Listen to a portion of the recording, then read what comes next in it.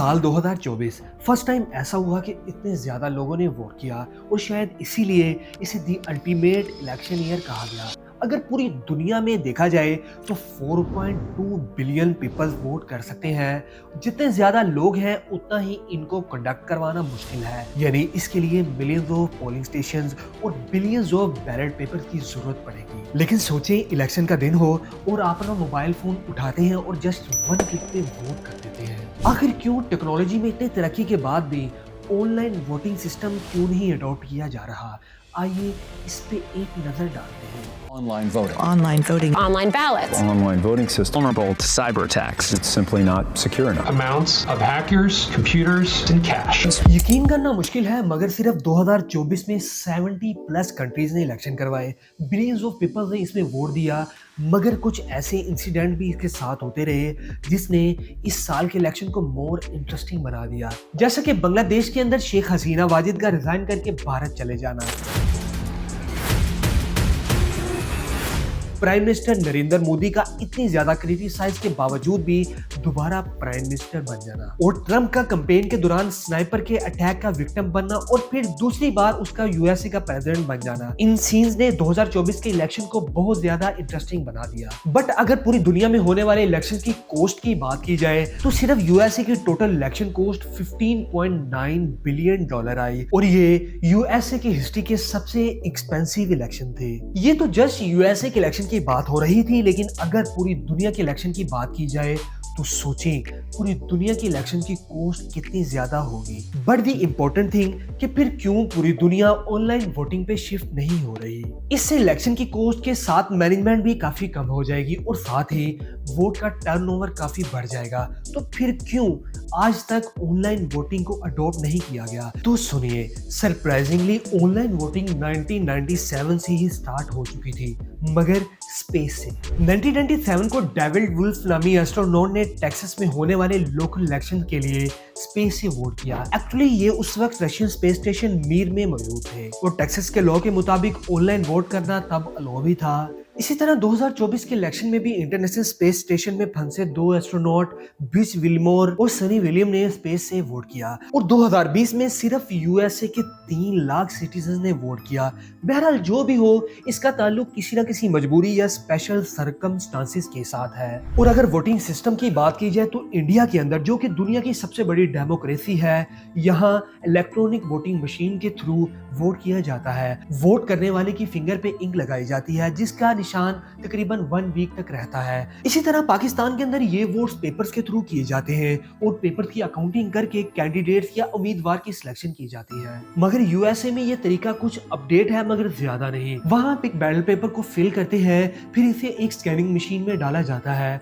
Machine इस paper को scan करती है और ये रिजल्ट सेंट्रल ऑफिस में चला जाता है। इसी वजह से ये सारा अनऑफिशियल रिजल्ट लाइव मीडिया पे दिखाया जा रहा होता है और ऑफिशियल रिजल्ट तकरीबन 1 वीक के अंदर आ जाता है। और अगर टर्नओवर की बात की जाए तो सिर्फ यूएसए का टर्नओवर 63% है। यूरुग्वाई और टर्की इसमें 94 और 89% के साथ फर्स्ट और सेकंड नंबर पे है। अब आते हैं उस सवाल की तरफ कि ऑनलाइन वोटिंग क्यों इतनी टफ है और एक्सपर्ट्स इसके बारे में क्या कहते हैं। You're voting online, you have to have credentials of some sort, digital credentials. Online voting में जो मेजर इश्यूज है उसमें पहले नंबर पे आता है क्रेडेंशियल्स, यानी वो डिजिटल नंबर जिसके थ्रू वोट किया जाएगा। एस्टोनिया में आपको एक इलेक्ट्रॉनिक आईडी कार्ड दिया जाता है जिसे आप हेल्थ केयर टैक्सेस के साथ वोटिंग के लिए भी यूज कर सकते हैं, मगर हमारे यहाँ इसके खिलाफ बहुत ही ज्यादा रेजिस्टेंस देखने को मिल रहा है। वैसे इंडिया के अंदर ईवीएम मशीन तो यूज हो रही हैं, मगर पाकिस्तान के अंदर स्टिल अभी तक भी पेपर के थ्रू ही वोटिंग की जा रही है।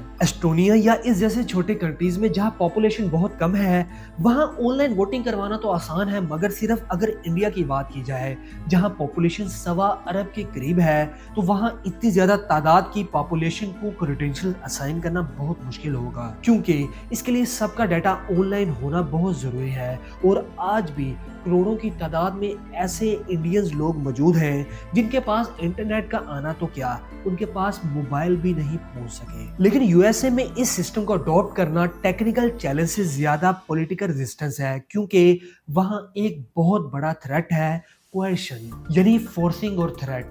मिसाल के तौर पे आप किसी जगह जॉब कर रहे हैं, आपका बॉस आपको कहता है कि इस कैंडिडेट को ही वोट करना है और ऑनलाइन वोट करके उसका स्क्रीनशॉट मुझे सेंड करो। अगर तुम ऐसा करते हो तो तुम्हें इतनी अमाउंट मिलेगी और अगर नहीं करते तो तुम्हें फायर कर दिया जाएगा। तो सोचिए इस सिचुएशन में आप क्या करेंगे। ऐसे ही कुछ थ्रेट्स वहाँ बिल्कुल कॉमन देखने को मिलते हैं, जिसके खौफ की वजह से ऑनलाइन वोटिंग को अडॉप्ट नहीं किया जा रहा। ये तो इशू है ही, मगर इससे भी बड़ा एक इशू वहाँ देखने को मिलता है और वो है क्लाइंट मेलवेयर यानी hackers. Data breach. Major data breach. Stole private information. Paralyzed by ransomware attack. आज हम सब जानते हैं कि हैकर्स और स्कैम से ऑनलाइन बचना कितना मुश्किल है। समटाइम आप किसी ब्रांड या किसी लिंक को ओरिजिनल डॉक्यूमेंट समझ के ओपन कर लेते हैं और उसके बाद आपका सारा डाटा हैक हो जाता है। ये तो हम कॉमन डेज की बात कर रहे हैं। सोचें कि ऑनलाइन वोटिंग के दौरान उस दिन अगर कोई सिस्टम हैक कर ले तो क्या होगा। हमें मादी में कुछ ऐसे केसेस भी देखने को मिलते हैं कि किसी बच्चे या किसी बड़े गैंग ने पूरे के पूरे सिस्टम को ही हैक कर लिया। अक्टूबर 2015 CIA headquarter Virginia. John Brennan को एक अननोन नंबर से कॉल आती है। जॉन को बताया कि उसने CIA के सारे सिस्टम को हैक कर लिया है। वो कोई गवर्नमेंट का सिस्टम हो या नासा जैसी बड़ी स्पेस कंपनी। जस्ट इमेजिन कि इलेक्शन डेज में हैकर वोटिंग एप्लीकेशन या वोटिंग वेबसाइट को हैक कर लेते हैं। आप वोट एक कैंडिडेट को करना चाहते हैं मगर ऑटोमेटिकली वो बी को सिलेक्ट हो जाता है। देन फिर इसका क्या हल होगा। लास्ट वीडियो में हमने AI को पोर्न इंडस्ट्री में यूज करने के हवाले से एक डिटेल वीडियो बनाई थी। अगर आपने वो वीडियो देखी हो तो आप ये तो समझ गए होंगे कि डीप फेक के लिए AI को कैसे यूज किया जा रहा है। आज टेक्नोलॉजी के एक्सपर्ट्स अगर ये मसला सॉल्व नहीं कर सके तो इतने बड़े ऑनलाइन सिस्टम को कैसे मैनेज कर पाएंगे, और इसीलिए ये ज्यादा महफूज भी नहीं लगता। चले कुछ देर के लिए मान लेते हैं कि हैकर्स को कंट्रोल करके एक स्ट्रॉन्ग सिस्टम इंट्रोड्यूस करवा के सबको क्रेडेंशियल असाइन कर दिए जाते हैं। तो इमेजिन करें कि जिस दिन वोट करना होगा उस दिन हजारों नहीं बल्कि करोड़ों लोग एक ही टाइम में जब ऑनलाइन वेबसाइट पे जाएंगे तो इतनी ट्रैफिक का अचानक वेबसाइट पे आना इंटरनेट के लिए और उस वेबसाइट के लिए कितना मुश्किल होगा। डेफिनेटली वो कभी भी रन नहीं हो पाएगी और इतनी ट्रैफिक को सडन डील करना मुश्किल ही नहीं बल्कि इम्पॉसिबल होगा। मर भी पॉसिबल कि ये आज मुश्किल हो, मगर AGI जो कि आर्टिफिशियल इंटेलिजेंस का नेक्स्ट लेवल है, जिसकी डिटेल डिस्कशन हमने इस वीडियो में की है, उसको अचीव करने के बाद ये सारा सिस्टम वाकई ही ऑनलाइन शिफ्ट हो जाए, जिसमें सिक्योरिटी ब्रीच, हैकिंग थ्रेट और ओवरलोड बर्डन जैसे इश्यूज को हल करना पॉसिबल हो। ऑनलाइन सिस्टम जल्द आए या देर, मगर आप उसको ही वोट करिएगा जिसकी मिशन स्टेटमेंट ह्यूमैनिटी के लिए पीस लाना हो, हेल्थ, एजुकेशन और आम लोगों की प्रॉब्लम्स को सॉल्व करना हो। जो ऐसा करेगा वोट उसका ही होगा, क्योंकि ऐसा शख्स ही आपकी नेक्स्ट जनरेशन के लिए आसानियां पैदा करेगा। कोई भी हो जो भी हो, मगर ऐसा ही हो। नेक्स्ट वीडियो में मिलते हैं। Good luck.